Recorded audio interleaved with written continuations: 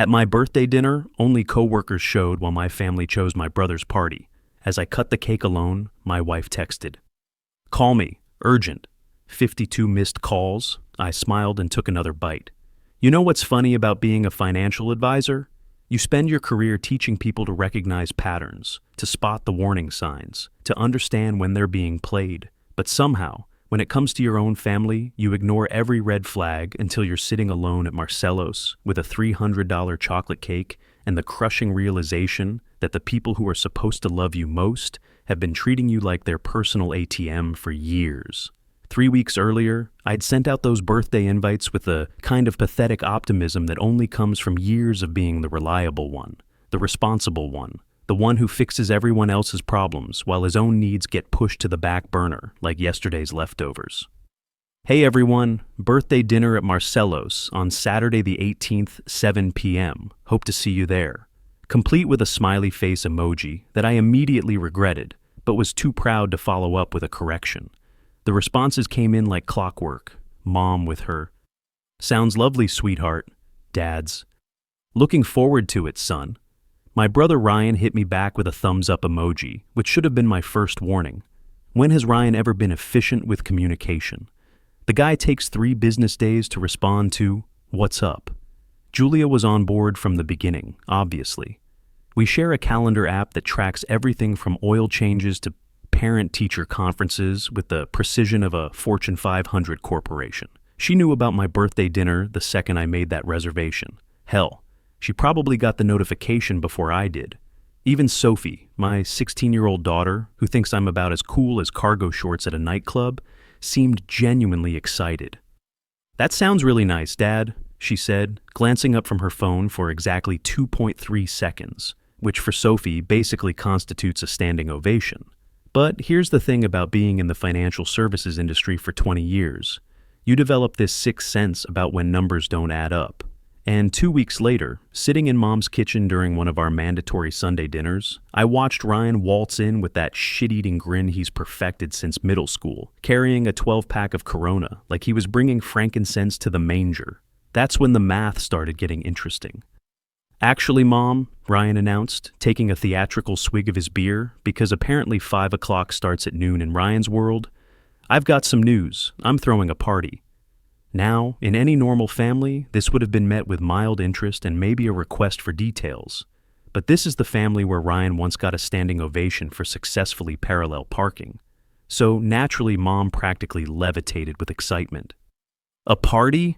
How wonderful! What's the occasion?" And here it comes, folks, the moment my perfectly planned birthday dinner got nuked from orbit. "Just a big barbecue," Ryan said, grinning wider than the Grand Canyon. "Next Saturday, the 18th. Figured it was time to show everyone how it's really done." The 18th. The exact same date as my birthday dinner. The date that had been marked on the family calendar since I sent those invites. The date that everyone, and I mean everyone, knew was my birthday. "Ryan," I said, trying to keep my voice level, "that's my birthday. We're having dinner at Marcello's, remember?" Ryan looked at me with the kind of innocent confusion that Oscar winners would kill for. "Oh, right. Well, it's just a barbecue, man. Lighten up." Lighten up. Like I was some uptight corporate drone getting bent out of shape over a scheduling conflict. Instead of his older brother, who just watched his birthday get steamrolled by a guy who once called me crying because he couldn't figure out how to work his coffee maker. "But everyone's already committed to," I started. "Committed?" Ryan laughed, and it wasn't his usual good-natured chuckle. This was sharper. "Come on, bro. It's not like you're getting married again. It's just dinner." Just dinner. Just the dinner I'd been planning for weeks. Just the one night a year when I hoped to be the center of attention for reasons other than fixing someone else's crisis or mediating someone else's drama. But Ryan wasn't done. Instead of backing down or maybe suggesting a different date, he doubled down like he was playing poker with house money. "Besides, I've already put deposits down on everything. The pavilion at Riverside Park, catering truck, the whole 9 yards. This is going to be epic. Epic. Because apparently my little brother had decided to turn my birthday into some kind of competition, and he was planning to win by throwing money at it like a drunk lottery winner. Mom was practically vibrating with excitement. "Ryan, That sounds absolutely wonderful. How thoughtful of you to plan something so elaborate. Thoughtful. Planning a massive party on your brother's birthday and calling it thoughtful is like setting someone's car on fire and calling it a surprise car wash. That's when Dad piped up from his recliner. I don't know. Your brother already has something planned. For one shining moment, I thought Dad might stick up for me. Point out that hijacking someone's birthday is generally considered poor form in most civilized societies. But then Ryan pulled out the big guns. Dad, think about it. When's the last time we had a real family gathering? Something where everyone could just relax, have a few beers, maybe throw a football around? Remember those summer cookouts when we were kids? And just like that, Dad was putty in his hands. Ryan had triggered that magical remember when response that turns grown men into nostalgic marshmallows. Well, Dad said slowly, his face going all misty. It would be nice to have everyone together, at Ryan's party, on my birthday. While I sat alone at Marcello's explaining to the waiter why I needed to cancel 6 of the 8 seats at my reservation, Julia had been unusually quiet during this whole exchange, but I could see the wheels turning behind her eyes. She was already calculating the social cost of missing Ryan's epic barbecue to sit through a quiet dinner with my co-workers. Of course we'll still come to your dinner, she said to me, but it sounded like someone agreeing to attend a mandatory workplace sensitivity training, and that's when I realized something that should have been obvious from the beginning. This wasn't Ryan being thoughtless or accidentally stepping on my plans. This was strategic. He'd waited exactly 2 weeks after my invites went out.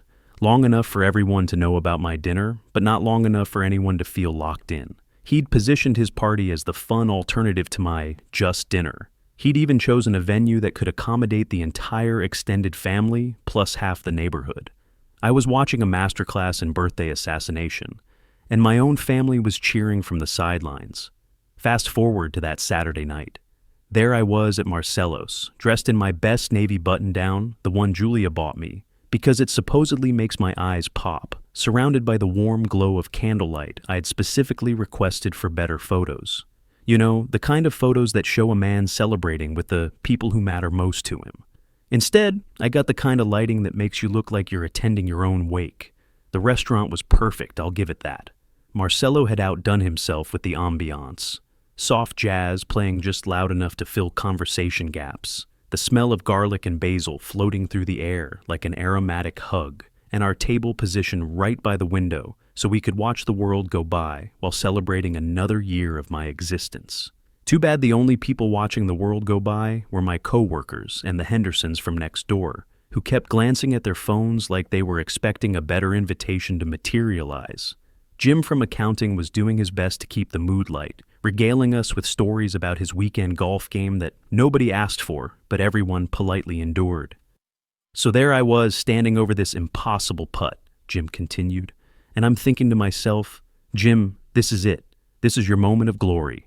And on he went while I checked my phone for the 3rd time, hoping maybe Julia had sent some explanation for why my own family had collectively decided to ghost me on my birthday. Lisa from HR had brought what she claimed was a nice bottle of wine, but clearly picked up at the gas station on her way over. God bless her. She was trying to turn it into something celebratory. This is actually quite nice, she lied, taking another sip of what was clearly the liquid equivalent of regret. Very bold.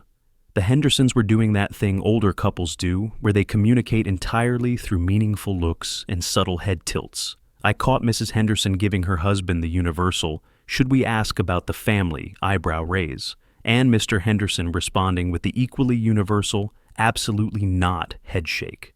By 8 o'clock, I'd given up pretending anyone else was coming. The empty chairs around our table weren't fashionably late. They were just empty.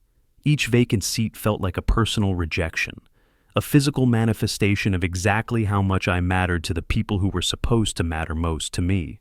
The waiter, Giovanni according to his name tag, had been shooting me sympathetic looks all evening.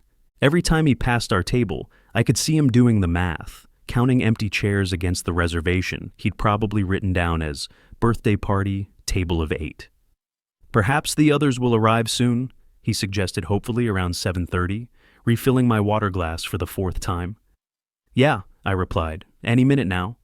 But minutes turned into an hour, and hope turned into that familiar sting of disappointment that sits right behind your sternum like heartburn. Except antacids can't fix this particular burn. That's when Giovanni approached with the cake. This wasn't just any cake. This was a chocolate masterpiece from Delacroix Bakery that cost more than most people's car payments. 3 layers of dark chocolate heaven with salted caramel filling and enough ganache to make a grown man weep tears of pure joy. I'd ordered it 2 weeks ago, back when I still believed in things like family loyalty and birthday magic. The baker had even written "Happy Birthday" in elegant script across the top, probably assuming it would be surrounded by smiling faces and heartfelt wishes. Instead, it was surrounded by my accountant, my HR rep, and 2 neighbors who were clearly wondering if it would be rude to check the time on their phones. But here's the thing about hitting rock bottom. Sometimes it gives you a weird kind of clarity. As Giovanni set that beautiful cake down in front of me, complete with those sparkler candles I'd been so excited about, something shifted inside my chest. Not the crushing weight of disappointment I'd been carrying all evening, but something lighter, something almost liberating. The sparklers caught fire with that satisfying hiss and pop, casting dancing shadows across the faces of the people who had actually bothered to show up. These people: Jim with his terrible golf stories, Lisa with her gas station wine, the Hendersons with their meaningful looks. They were here not because they had to be, not because of family obligation or social expectation, but because they'd made the choice to celebrate with me. "Make a wish," Lisa said, raising her glass of questionable wine. And you know what I did? I closed my eyes, took a deep breath, and made a wish that surprised even me. I didn't wish for my family to suddenly appear with sheepish apologies. I didn't wish for Ryan's barbecue to get rained out. I wished for the strength to stop caring so damn much. The singing started then. That gloriously awkward rendition of Happy Birthday that somehow gets slower and more off-key every year of your life. But this time, it sounded different. Maybe because the voices singing it actually wanted to be there. I blew out the candles to genuine applause, and for about 30 seconds, I felt something that might have been contentment. The cake was as amazing as advertised. The company was surprisingly pleasant, and for a brief moment I thought maybe this birthday wouldn't be a complete disaster. That's when my phone started buzzing against the table like an angry hornet. The phone was vibrating so aggressively, it started walking across the surface like some kind of electronic crab having a seizure. Everyone at the table was staring at it, not because they wanted to be nosy, but because it was impossible to ignore the urgent, panicked buzzing cutting through our little birthday bubble like a chainsaw through tissue paper. I picked it up and nearly choked on my $70 chocolate cake. 52 missed calls, all from Julia. Let me put this in perspective. In 15 years of marriage, the most missed calls I'd ever had from Julia was maybe 8, and that was when Sophie broke her arm and needed emergency surgery. 52 missed calls is apocalypse-level communication. This is the kind of phone activity that suggests the house is on fire or the zombie apocalypse has finally kicked off. The voicemail notifications were stacked up like pancakes at a Sunday brunch, each little red number taunting me with the urgent desperation of whatever crisis was unfolding in real time while I'd been sitting here eating cake. "Everything okay?" Lisa asked, because apparently my face had gone through enough color changes to qualify as a mood ring. "Yeah," I lied, looking at that glowing screen. "Just Julia." The phone buzzed again. Call 53.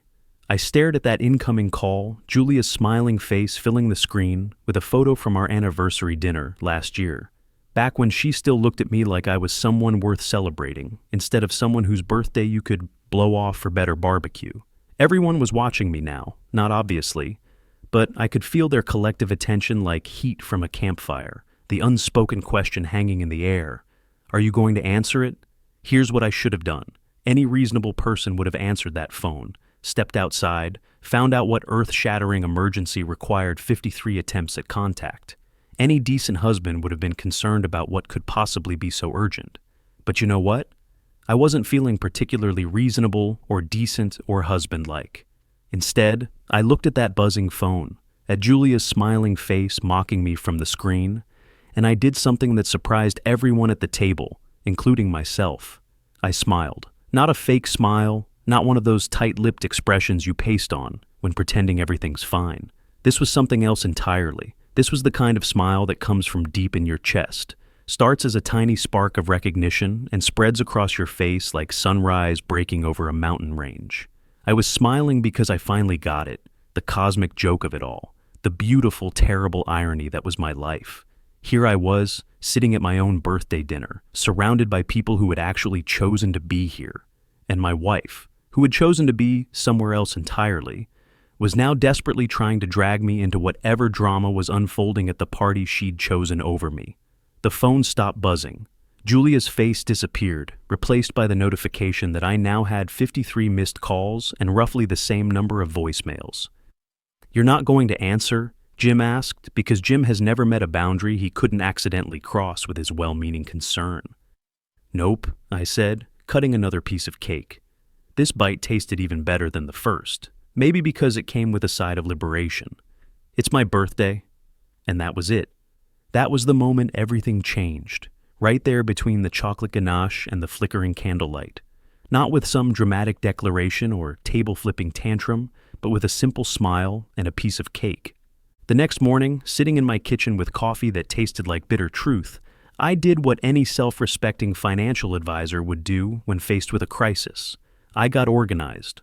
Those 52 missed calls weren't just evidence of Julia's panic. They were timestamps of betrayal, a digital paper trail showing exactly when my family's priorities became crystal clear. But the real treasure was in those voicemails. 47 separate audio files of Julia's voice getting progressively more desperate, each one a perfect little capsule of how quickly family loyalty turns into "fix my problems" when the chips are down. I sat at my kitchen table with my laptop open, playing each message back and taking notes like I was preparing for the world's most depressing deposition. The first few messages were standard damage control, delivered with that fake cheerful tone, women perfect around the same time they learned to walk in heels. "Hey honey, sorry I missed your call earlier. Ryan's party is going great. Everyone's asking about you. Call me back when you get this, okay? Love you." Love you? Sure, Julia. Nothing says "I love you" like ditching your spouse's birthday for better brisket and potato salad. Message 4 was where things got interesting. The fake cheer was cracking like cheap paint in Florida summer. "Okay, so listen. We have a tiny situation here. The catering truck broke down about an hour ago, and apparently they can't get another one until tomorrow.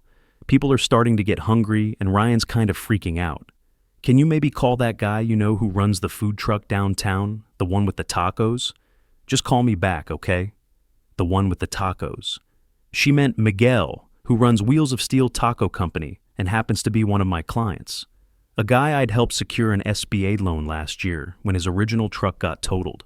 A guy who trusted me, who counted on me, who probably would have moved heaven and earth to help me out, if I'd asked. But I wasn't the one asking, was I?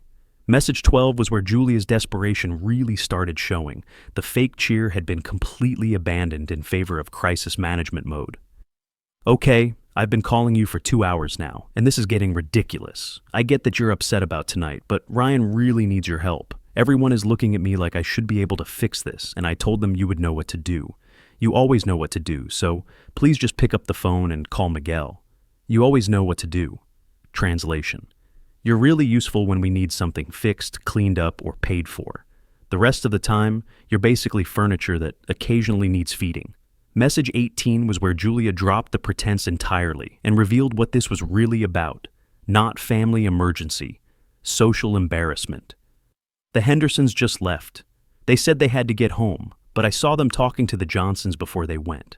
Now the Johnsons are looking at their phones and making excuses too. People are starting to leave, and Ryan is just standing there like a deer in headlights.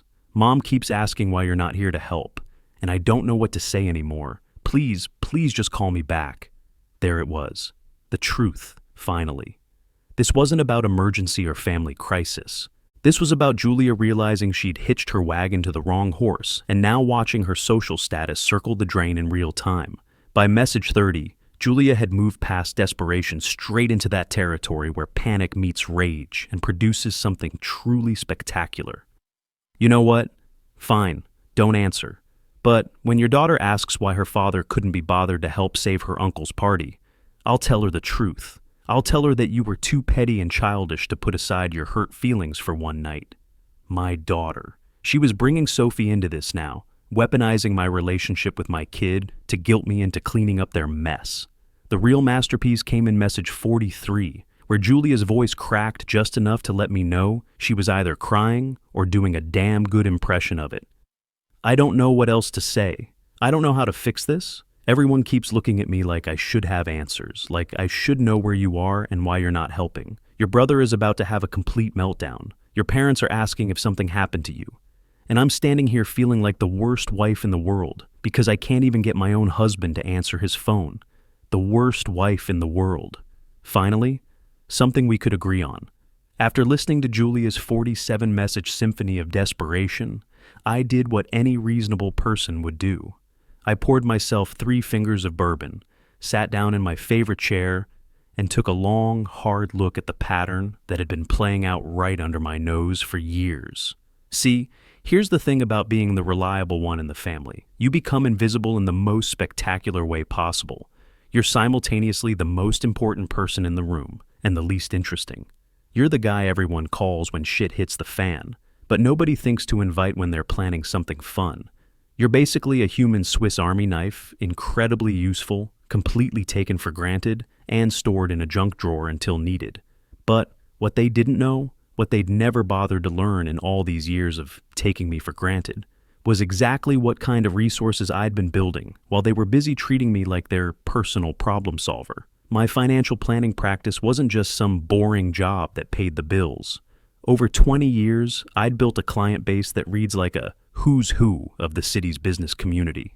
Tech executives, real estate developers, restaurant owners, city council members, people who trusted me with their most sensitive financial decisions and had come to rely on my judgment for more than just investment advice. The Brennan account alone had connected me with 3 Fortune 500 executives. The Pritchard deal had introduced me to lawyers who specialized in family court and asset protection. The Westfield development portfolio had given me access to contractors, vendors, and service providers across every industry you could imagine. And Miguel wasn't just grateful for the loan I'd helped him secure. Miguel had become a friend, a guy who'd invited me to his daughter's quinceañera, who asked my advice on expanding his business, who told me more than once that I'd saved his family's livelihood. While my family had been busy taking me for granted, I'd been building something they couldn't even comprehend, a network of professional relationships based on mutual respect, shared success, and genuine appreciation for my expertise. But the real kicker was the documentation. 20 years in financial services teaches you to keep records of everything. Every conversation, every transaction, every promise made and broken. It's not paranoia, it's professional survival. So, when I sat down at my laptop that morning, I wasn't starting from scratch. I had years of data at my fingertips. Text messages showing the family group planning events without consulting me. Social media posts from gatherings I wasn't invited to. Financial records showing every time I'd bailed someone out of their latest crisis. But most importantly, I had something my family had never bothered to develop. Strategic thinking. Ryan's announcement about his second annual family barbecue came in early July, delivered with all the fanfare of someone who'd learned absolutely nothing from his previous disaster. This time, he was going bigger: Lake Harmony Lodge, professional catering, live band, activities for the kids, enough alcohol to float a small yacht. The biggest family party of the year, he proclaimed in the group text, complete with enough exclamation points to power a small city. "This is going to be amazing," Julia texted back. "Can't wait," Sophie chimed in. "So proud of my boy for bringing the family together," Mom added. I sat in my office looking at this digital circle jerk of enthusiasm and felt something that was part amusement, part anticipation, and part the cold satisfaction that comes from watching your enemies line up their own dominoes for you to knock down. Because here's what they didn't know. I'd been busy. While they were all pretending my birthday betrayal had never happened, I'd been building something beautiful, a comprehensive understanding of exactly how their social and professional networks operated, who they depended on, and where their vulnerabilities lay. Miguel had friends, other food service providers, event planners, venue managers, people who talked to each other, share information, remember favors and slights. The Brennan account had connected me with marketing directors who understood how information flows in the digital age. The Pritchard deal had introduced me to lawyers who knew journalists, who knew social media managers, who understood the art of strategic communication. Ryan had scheduled his epic family gathering for Saturday, August 15th, exactly 1 year and 3 weeks after he'd hijacked my birthday. The irony wasn't lost on me. I started my campaign 5 days before Ryan's event. Not with dramatic confrontation or angry outbursts that's amateur stuff. No, I started with a simple email to my network, professional, calm, matter of fact. The subject line read, "Sharing context on family dynamics." The body was a masterpiece of understated devastation. I didn't rant or sound bitter. I simply shared facts, supported by all that beautiful documentation I'd been collecting. Screenshots of Julia's social media posts from my birthday, time-stamped to show exactly when she'd been having fun at Ryan's party instead of attending my dinner. Audio files of her voicemails demonstrating the panic when Ryan's first party fell apart, and they needed me to fix it. But the real kicker was Mom's Facebook post from my birthday night, where she'd wished I could have been there to help out, instead of celebrating my own birthday. I sent this package to select people in my professional and personal network. Not everyone that would have been overkill, just the right people. Clients who'd become friends, colleagues who knew me well enough to understand the context, neighbors who'd been at my birthday dinner and seen those empty chairs. The beautiful thing about truth is that it spreads itself. You don't need to push it or promote it. You just present it clearly, and people draw their own conclusions. By Wednesday, the ripple effects were starting. The Hendersons mentioned to the Petersons how they'd witnessed my family's no-show. The Petersons told the Johnsons, who happened to know several people invited to Ryan's lakeside extravaganza. Miguel shared the story with his network of food service providers, not out of malice, but genuine disbelief that anyone would treat family that way. Word spread through the catering community like wildfire. The Johnson family were the kind of people who'd abandon their own son's birthday, then panic call him to fix their problems when their own event fell apart. Thursday, my story reached the social media managers and marketing directors in my professional network. These people understood narrative, understood how perception shapes reality. They didn't do anything dramatic, just shared the story with their own networks, framing it as an example of how some families prioritize image over substance. The masterstroke came Friday morning, 18 hours before Ryan's party was scheduled to begin. A carefully curated package of evidence sent to every single person invited to Ryan's lakeside celebration, not just the evidence context. Screenshots showing the timeline of events from my birthday, audio clips of Julia's increasingly desperate voicemails, social media posts proving they had all chosen Ryan's first party over my birthday, then expected me to bail them out when it failed. The message was simple. Thought you should know what kind of people you're celebrating with this weekend. I sent it on Friday, just as people were checking phones with their morning coffee, planning their weekend, getting excited about Ryan's big party. Then I sat back and waited for the consequences to unfold. History doesn't just repeat. Sometimes it comes back with compound interest. By 3 p.m. Saturday afternoon, exactly 24 hours after I'd sent my truth bombs into the digital stratosphere, my phone started buzzing with that familiar rhythm of panic I'd heard once before. Except this time, I was ready. This time, I was sitting in my backyard with a cold beer, laptop open to a folder labeled Mission Accomplished, watching the beautiful chaos unfold through social media notifications and increasingly frantic family communications. The first sign my plan was working came from Lake Harmony Lodge's Instagram account. They'd posted a cheerful, "Welcome to the Johnson family celebration," at noon, complete with photos of their beautifully decorated pavilion. By, they'd quietly deleted the post. By, they'd posted a generic, beautiful Saturday at the lodge, with no mention of any specific event. That's when my phone started its familiar dance of desperation. Julia, call number 1. Ryan, calls 2 through 4. Mom, calls 5 through 8, because panic makes her forget that 4 voicemails aren't more effective than 1. Miguel texted at, "Dude, what happened to your brother's party? Just got a call canceling backup, catering I wasn't even officially hired for." Lisa from my office sent me a screenshot at someone in her neighborhood Facebook group, had posted asking if anyone knew the real story about the Johnson family drama. because gossip travels faster than wildfire in suburban social media. But the real entertainment came from watching Ryan's social media accounts. He'd been posting updates about his epic family gathering all week, building anticipation like he was promoting a major concert, photos of venue scouting, videos explaining his vision for perfect family celebration, countdown posts with inspirational quotes about bringing people together. He posted a single line. Due to unforeseen circumstances, today's event has been postponed. Thanks for understanding. Unforeseen circumstances.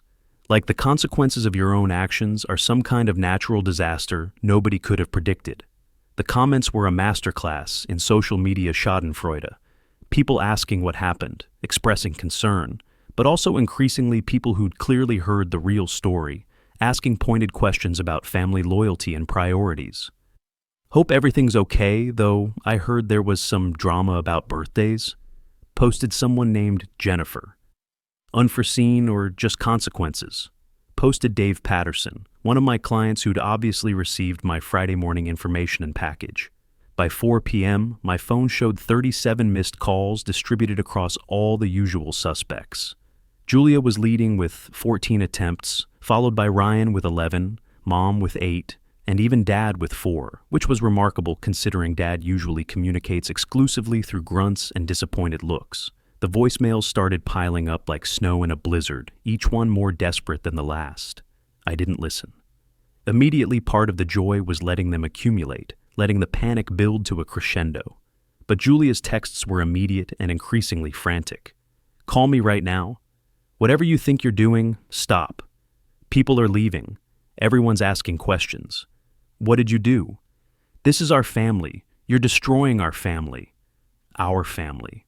The same family that had collectively decided my birthday wasn't worth showing up for, but now suddenly belonged to both of us when it was falling apart. By 5 p.m., my phone showed 51 missed calls. I decided it was time for the grand finale.